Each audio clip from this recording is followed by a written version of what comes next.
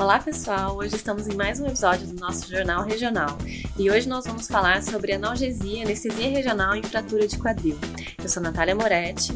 E eu sou Elaine Martins e hoje nossa convidada, ela é coordenadora do Fellowship de Anestesia Regional da Unifesp, que é o primeiro Fellowship de Anestesia Regional do nosso país, né Cris? Também coordenadora do Núcleo de Anestesia Regional da SAESP, que é a Serviços, na verdade, é uma Sociedade Paulista de Anestesia. Fez a formação também na Unifesp de dor, né? Tá fazendo de dor. Então, é muito interessante esse paralelo do que quem gosta de anestesia regional acaba indo um pouco pra dor, né? Nós vamos trabalhar com dor, nós trabalhamos com dor. Então, assim, eu queria agradecer o convite, a disponibilidade da Cris em conversar com a gente, uma coisa que realmente acaba, que foi onde a gente se conheceu, né, Cris? A gente se conheceu num ambiente de trabalhar em um serviço que tratava só idoso, tratava idoso e todos os tipos de fratura num hospital ortopédico no qual essas cirurgias, e diante desse ambiente de tratamento de idoso, não tem como a gente não começar a falar deles depois do podcast de fragilidade sobre fraturas de idoso no quadril, né? Eu acho que é a maior N, né, que você consegue ter de fratura e o risco até de prognóstico, né, dos pacientes, eles tendem a ser um momento muito desafiador para os pacientes e para a família. E a anestesia regional veio como uma ferramenta maravilhosa. Você sentia isso?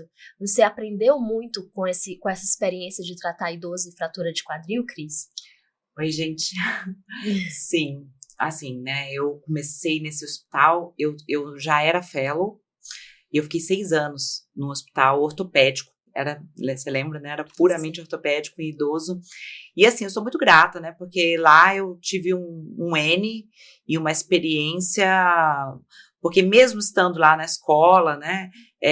Num lugar onde eu fazia 6 anestesias em idosos muito frágeis. Se você ficasse na sala do trauma, você fazia 6 em 12 horas, assim, tranquilamente, né? 6 quadris, às vezes. Às vezes, se você ficasse na sala da eletiva, sim. Se você ficasse na sala da eletiva, eu fazia 6 quadris as minhas segundas-feiras, né? Sim. Então, eu sou muito grata, porque realmente você vê de tudo. Você vê o quanto que a anestesia regional é transformador, né? Então, assim, eu vi, porque quando eu era fellow, em 2018, foi justo o ano que o Dr. Peng, ele publicou o trabalho do Peng na prótese de quadril, né? Então, quando eu era fellow, tanto que o meu trabalho de conclusão de fellow era para bloqueios regionais para quadril, e aí os trabalhos que tinham, a galera estava falando de quadrado anterior. A gente nem levantava Peng porque eu tive que entregar em janeiro, fevereiro de 2019, né? Então, estava começando, né? Então, a gente usava... A discussão era muito mais, femoral, faz quadrado. Quando a gente fala de evolução de anestesia regional, isso é muito legal, porque, obviamente, quando você pega trabalhos de 1990, a discussão era peridural, contínuo, intermitente, quanto de morfina. E quando você pega os trabalhos antigos, eles injetavam a quantidade absurda de morfina na RAC, tipo 500 microgramas, uma coisa assim. Sim. E aí a gente vai evoluindo cada vez mais para a periferia, né? Então a gente tem uma evolução do central até chegar no ponto do pericapsular, ou seja, que é o mais periférico possível. Sim, exatamente. Que é a tendência, né? Isso, e antes do Peng em si, a gente tinha muito uso do femoral, né? Nessa abordagem do quadril em si. Você sentiu diferença dessa abordagem do femoral pro Peng Block? Como você, na sua prática, você sentiu essa diferença? E o que você acha que tenha um impacto em relação ao paciente idoso, né? Dessa mudança? Olha, então a gente tem 2 perfis aqui, né? Então, a gente tem o paciente idoso da fratura, né? Então, quando você está com o idoso frágil da fratura na urgência, né? Esse paciente, geralmente, eles vão fazer eles podem fazer uma haste curta, né? Que eles chamam de PFN, uma haste longa, dependendo, né? Pode passar só um parafuso canulado, pode até fazer uma prótese bipolar, né? Mesmo na urgência. Então, nem todo paciente vai deambular de forma imediata. Dependendo do serviço. Dependendo do horário, né? Então, dependendo do perfil do paciente, né? Mas a questão, quando você faz um Peng, você tem toda ali a parte capsular. Então, se o paciente vai movimentar ali depois, até para trocar uma fralda, ou mesmo antes, né, nesse serviço que a gente trabalhava, a gente tinha muita cultura de fazer o bloqueio antes. Fazia às vezes no PS, fazia no quarto, né? Quantas vezes? Que isso é pioneiro, na verdade, né? A mudança dos É. hospitais ortopédicos com o idoso cada vez mais entrou no pronto atendimento fazer o E só bloqueio. ganhava de pirona, era o bloqueio de pirona, aí esperava, entrava em jejum e ia para ser anestesiado. Então, assim, eu acho que o bloqueio, o PENG é revolucionário. Não tem como dizer, existe a fratura de quadril antes e depois do PENG, né? Assim, isso para mim é muito claro, né? O próprio PENG, ele fala que o bloqueio femoral, ele não faz nenhuma analgesia de quadril. O que ele advoga como analgesia, quadril, né, gente? Não fêmur é diferente. Porque quando ele faz o quadril, qual é o mecanismo de alívio? A contratura. Então, ele faz o relaxamento da musculatura de quadríceps, e aí o paciente sai daquela rotação externa para voltar para a posição neutra, e aí sim ele tem alívio, porque o que dói na fratura, ela tá instável. Sim. E você, assim, trouxe um trabalho falando exatamente do PENG com o femoral. Fala um pouquinho pra gente. Então, esse trabalho saiu ano passado, ele foi publicado acho que em 2024, a publicação, e ele pegou exatamente pacientes de fratura, então são esses pacientes idosos, e ele comparava o femoral com o PENG. Ele fala mas é mais do mesmo? Não.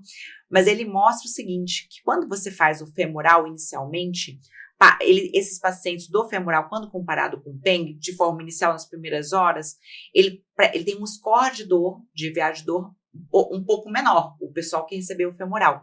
Porém, quando você coloca passando as horas, 6, 12, 18 horas, quando passa o efeito do anestésico local, os pacientes que receberam PENG, eles têm menor score de dor quando comparado com os pacientes que receberam o femoral. Então, isso cai exatamente no que a Nath acabou de falar, né? De você ter bloqueado toda a cápsula, né? A cápsula anterior, que é onde o paciente está ali fragilizado e onde incomoda, né? Onde realmente incomoda. E que você está pegando mais, na verdade, quando você faz o PENG, você está pegando os ramos articulares da cápsula anterior, você não está pegando só os ramos articulares do nervo femoral, né? Então, isso muda para o paciente, né? E tem toda essa questão, né? Assim, você vê, assim, quando você faz o bloqueio regional, claramente esse paciente, a gente via isso, né? Eles melhoram, você não precisa ficar fazendo opioide, né? Os pacientes do trauma é fantástico, assim, você vê que você não precisa ficar fazendo opioide, aqueles idosinhos, né? Você faz dipirona, aquece, no máximo tramal, mas geralmente não, né? A gente nem via isso quando a gente estava com a equipe da regional, né? Então, sim. Mas eles recebiam alta muito rápido lá nesse serviço. Né? Então, o PENG Block, você acha que é uma escolha mais acertada para esse momento do perioperatório? Eu acho pela questão que, assim, além de tudo, não é só a questão da analgesia. Porque se você está num serviço que você consegue fazer até antes da cirurgia, e o paciente está aguardando pela cirurgia, como era nesse lugar que a gente acontece, a mobilidade do paciente. Então, por exemplo, você quando faz um PENG, a paciente vai trocar uma fralda. Ele vai, às vezes ele quer passar de maca. Você vê que ele fica mais confortável. Até para fazer os exames, né? Até para fazer os exames, isso. A gente discutiu em relação ao Fragile Fracture Network, né? Exato. Enquanto que realmente não é uma realidade de a maioria dos serviços no Brasil, mas ela tende a ser por questão de propagação do que a gente, por exemplo, está fazendo hoje, né, de falar sobre o período perioperatório, analgesia, e o período no qual o idoso frágil, quando fratura o quadril, ele tem que entrar em até um período de horas, que os ortopedistas sabem, né, do impacto de quanto mais operar cedo essa fratura de quadril, melhor. Melhor reabilitação. Isso é uma realidade nos serviços hoje em São Paulo, você consegue ver, porque tem alguns serviços, por exemplo, em outros lugares que eu visitei, que até 5 dias para operar um quadril, que a gente sabe que cada dia que passa, a mortalidade realmente aumenta. Existem indicadores. Você tem esse trabalho, assim, eu tenho um respaldo científico de estar falando o que eu falo, Nath. Não é, porque, né, de 3 dias, a partir do 3º dia, se eu não me engano, é 72 horas que o paciente tem que entrar. Porque, na verdade, a fratura de quadril é considerada uma urgência. Então, assim, nesse serviço que a gente trabalhava, por exemplo, eles sempre colocaram isso, os exames laboratoriais, eletro e raio-x. Né? Você fala assim, aí tem aquele anestesista que fala assim, não, mas eu porque ele é um idoso, ele tem 78 anos, ele tem 80 anos, eu quero um eco. Não, você tem que conseguir fazer uma avaliação clínica. A maioria das vezes, o anestesista tem que estar apto para fazer essa avaliação, porque você não pode esquecer que isso é uma cirurgia de urgência e não uma cirurgia eletiva. Nem todo hospital vai ter a disponibilidade de ter um cardiologista que vai passar ou que vai fazer um eco ali. Eu tô falando assim, se você tiver... E caso a gente queira saber alguma coisa... Você eu pode... acho que nós podemos fazer o point of care. Exato. Sim, exato. Que é o uma habilidade, exato. Que é uma habilidade uma habilidade. Então, por isso que o que é tão necessário hoje a gente discutir, a gente está falando isso, né? Mas pra gente é como se fosse óbvio a gente ter ultrassom à beira-leito ou no centro cirúrgico.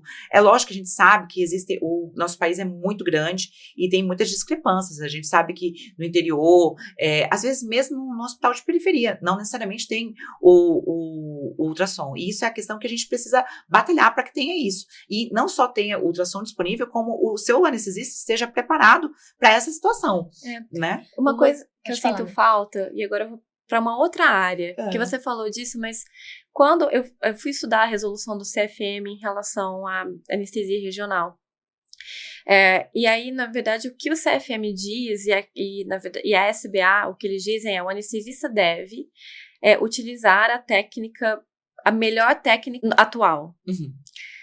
Só que não existe assim, a melhor técnica atual é o uso da ultrassonografia. Isso não está escrito. Então, isso dá margem para, por exemplo, o hospital dizer, não, a melhor técnica pode ser o neuroestimulador. Quando a gente não escreve que a melhor técnica é o uso da ultrassonografia ou de esteja disponível, infelizmente, dificulta a nossa classe. Exato. Sim. E cada vez mais, então, até assim, tentar fazer trabalhos, e eu acho que se for para escolher um trabalho com impacto de anestesia regional, intra e pós, de qualquer forma, na fratura do idoso. Você concorda comigo? Exatamente. Porque a gente tem um N muito maior. Sim. Se você for olhar, muito grande, exato. A população está envelhecendo, né? E você tem assim, tanto se você tiver em qualquer hospital que tenha um PS ortopédico, seja ele SUS ou privado, é o maior N.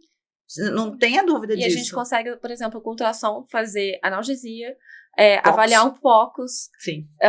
Porque, na verdade, para esse paciente, o que a gente precisa saber, basicamente, é a condição, se ele bate, se o coração tem uma fração de ejeção ok ou não. Sim. E a gente fala sempre só PENG block. Você acha que só o PENG block isolado, nesses casos, é fundamental ou precisa de algum outro bloqueio? Como que geralmente... A gente já teve discussões de incisão, de tudo, mas... Eu acho que é assim, né? O protocolo... É aquela história, né? O protocolo, sempre a gente vem para aquela regra de Pareto, né? Então, falando em protocolo, eu já lembro da Nath. Toda vida que eu penso em protocolo quando você fala, né, Nath? Mas é isso mesmo. Porque assim, aquela história, né? Então, 80% dos casos vão cair dentro dos 20%, 80% dos pacientes vão cair dentro dos 20% dos casos mais frequentes. Beleza. Só que é a questão do seguinte, a gente precisa individualizar. Exato. Porque a gente está na medicina. Então, existem pacientes e pacientes. Então, por que eu tô falando isso? É lógico que eu amo o cutâneo lateral da coxa, o cutâneo femoral, porque vai pegar ali 90% das decisões, assim, né, todo mundo que faz PENG vai fazer o cutâneo, só que é aquela questão, né, a gente precisa ver qual é o paciente que você tá manejando. É um paciente que já tem dor crônica? É um paciente que, assim, né, a gente estava falando, né, se vai entrar em 24 horas esse paciente, ou da fratura, né? Sim. A gente sabe que às vezes em um hospital muito ricos aqui, muito diferenciados aqui em São Paulo, às vezes não entra em 24 horas. Sim. Porque não tem disponibilidade de material, porque não tem leito, entendeu? Hospital, eu tô falando de classe AA, e às vezes não entra. Às vezes o paciente tá fraturado, o cirurgião me liga e fala assim, então, Cris, eu tô com uma fratura aqui, vai entrar, hoje é uma sexta, ele fala assim, vai entrar domingo de manhã, entendeu? Ou seja, tá batendo 36 horas, né? Mesmo em classes bastante elevadas, assim, você acaba tendo que agendar pela questão de horário, dieta, do jejum, do material, enfim. E a questão da gente individualizar a técnica. Por que eu tô falando isso? Porque você precisa saber qual é o tipo de fratura, se esse paciente... se ele já tem uma dor neuropática antes, se ele já tem dor crônica, quais outras situações que ele tem, né? Então, a gente tem pacientes extremamente... Fantástico, essa variáveis, individualização. Né, individualização. Eu, semana retrasada, antes de eu viajar, eu anestesiei 2 pacientes. Então, eu posso comentar? Pode, lógico. E agora vou pular para a eletiva, né? E foi muito engraçado, porque essas 2 pacientes, as 2 chamavam Maria. Só que era Maria alguma coisa, né? Cada uma das 2, né? E uma tinha 73 anos e a outra tinha 75. As 2 eram prótese de quadril. Essa primeira Maria, as 2 chamavam Maria. Ela tinha 75 anos, tem 3 semanas, 2 semanas. E ela entrou às 13 horas em ponto. A cirurgia dela durou 40 minutos de pele a pele.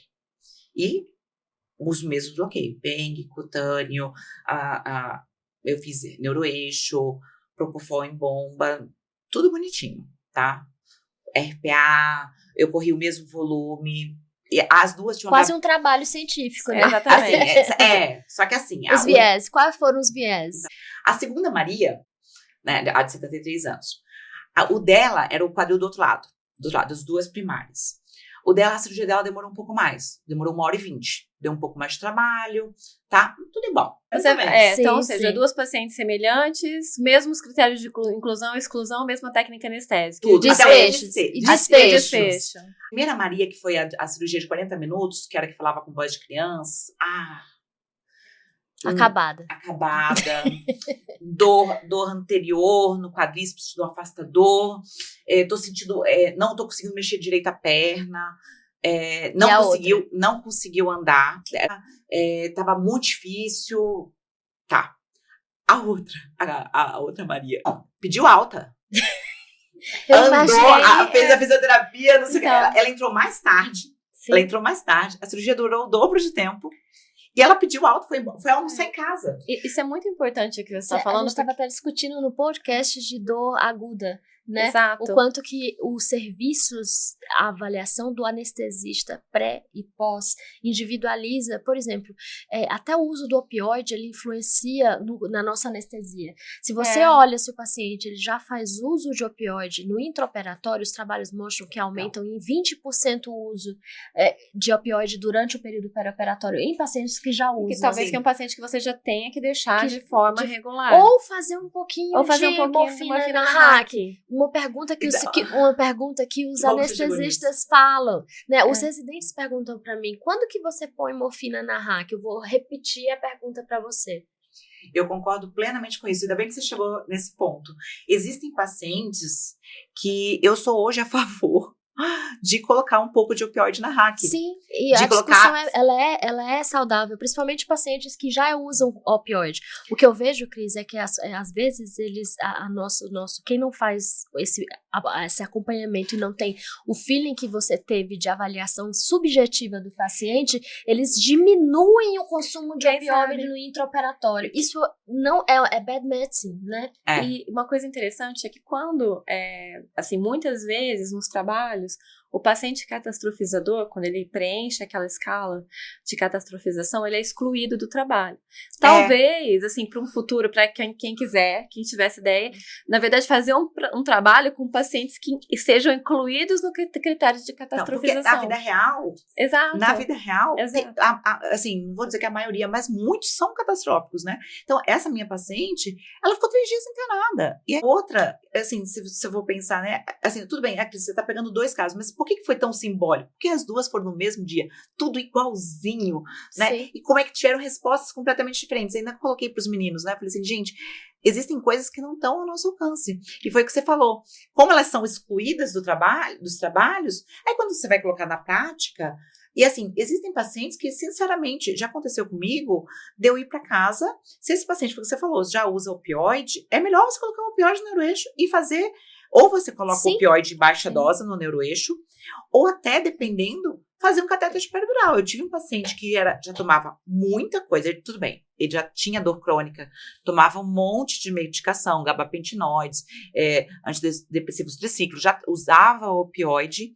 Esse paciente... Não adianta. É melhor você fazer juro por Deus, é melhor você fazer uma peridural com catéter. Exatamente, que era a pergunta que eu ia fazer Ah, também, é? né?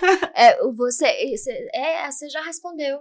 E em algumas situações, a individualização, você tem a necessidade de Exato. individualizar e até Individualizar. como peridural. Você sente isso, Nath? Não, exato. Eu acho que quando você identifica alguns fatores de risco, eu não vejo problema algum em você, de repente, utilizar uma técnica Sim. que a gente utilizava anteriormente, porque se você pegar as discussões de quadril de 2000, dos anos 2000, as discussões eram catéter de pedural, quanto deixar, quanto fazer. Sim.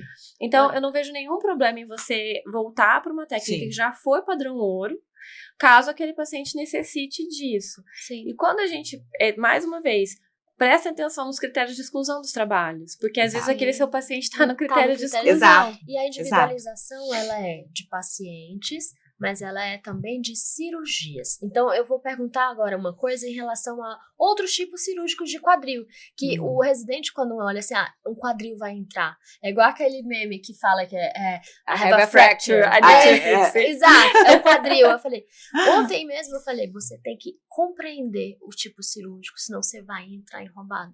E a roubada que eu já entrei, que a gente vai começar a discutir agora, é fratura de quadril, que na verdade era fratura de acetábulo. Quais são os cuidados que a gente tem que ter, inclusive no início da cirurgia de uma fratura de acetábulo, com, por exemplo, a possibilidade de lesão de uma corona mortis, que eu já peguei, por exemplo. Vai chocar, né? Vai chocar. Eu fiquei chocada também, né? Vamos só fazer uma volta aqui anatômica, né? Corona mortis é uma estrutura vascular que fica ao redor da síntese púbica, Sim. né? E que pode ser lesionada em duas situações: fraturas de pelve Sim. ou cesariana. Ah, verdade. Sim.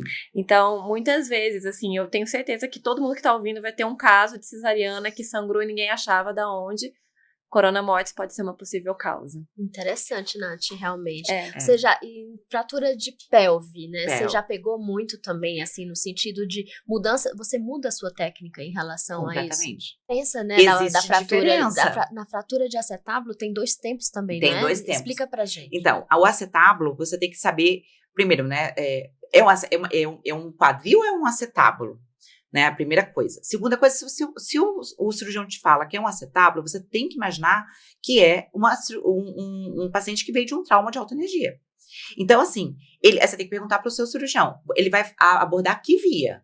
Via posterior, ele vai fazer a via anterior, que é aquela via que eles fazem ali na incisão, como se fosse o Van Steel da cesárea. E tem cirurgião, dependendo do tipo de fratura, ele começa com um paciente decúbito quase que ventral, né, que ele fica lateralizado quase em ventral com um coxinzinho, começa pela via posterior, e depois ele tem o segundo tempo que ele aborda a via anterior.